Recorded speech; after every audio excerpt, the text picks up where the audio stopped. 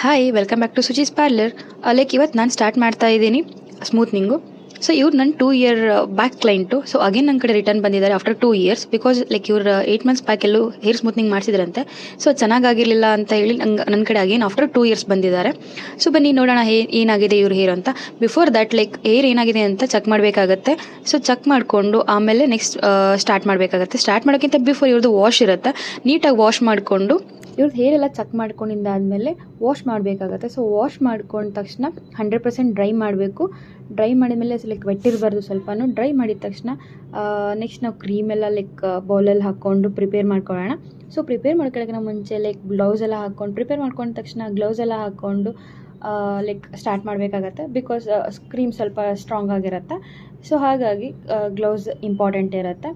So ನಾವು ಇದನ್ನ ಅಪ್ಲಿಕೇಶನ್ಗಿಂತ ಬಿಫೋರ್ ಸೆಕ್ಷನ್ ಬೈ ಸೆಕ್ಷನ್ಸ್ ತೊಗೋಬೇಕಾಗತ್ತೆ. ಅದು ತಿನ್ ಲೇಯರ್ ಸೆಕ್ಷನ್ಸೇ ತೊಗೋಬೇಕಾಗತ್ತೆ. ಬಿಕಾಸ್ ಬಾಂಡ್ ಬ್ರೇಕೇಜ್ ಆಗಂಗಿಲ್ಲ. ಸೊ ಹಾಗಾಗಿ ಲೈಕ್ ಸೆಕ್ಷನ್ಸ್ ತೊಗೊಂಡು ಸ್ಮಾಲ್ ಸೆಕ್ಷನ್ಸ್ ತೊಗೊಂಡು ಅಪ್ಲಿಕೇಶನ್ ಸ್ಟಾರ್ಟ್ ಮಾಡಿದ್ವಿ.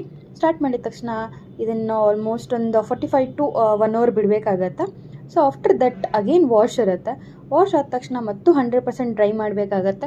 ಡ್ರೈ ಆದಮೇಲೆ ಇವ್ರದ್ದೆಲ್ಲ ಐನಿಂಗ್ ಇರುತ್ತೆ. ಅದು ಕೂಡ ತಿನ್ ಲೇಯರ್ ಸೆಕ್ಷನ್ಸೇ ತೊಗೋಬೇಕಾಗತ್ತೆ. ಸೊ ಐನಿಂಗ್ ಆದಾದಮೇಲೆ ನೆಕ್ಸ್ಟ್ ಸೆಕೆಂಡ್ ಸ್ಟೆಪ್ ಅಂತ ಹೇಳ್ತೀವಿ, ಅದು ನಾವು ನ್ಯೂಟ್ರಲೈಸರ್ ಅಪ್ಲಿಕೇಶನ್ ಮಾಡಬೇಕಾಗತ್ತೆ. ಏನಕ್ಕಪ್ಪ ಅಪ್ಲಿಕೇಶನ್ ಮಾಡಬೇಕು ಅಂತಂದರೆ ಇನ್ ಕೇಸ್ ನಾವು ಹೀಟ್ ಕೊಟ್ಟಿರ್ತೀವಿ, ಸೊ ಹೇರ್ ಎಲ್ಲ ಸ್ವಲ್ಪ ಸ್ಟ್ಯಾಂಡ್ ಆಗಿರ್ತವೆ ಆರ್ ಅದು ಸ್ವಲ್ಪ ರಫ್ ಆಗಿರುತ್ತೆ.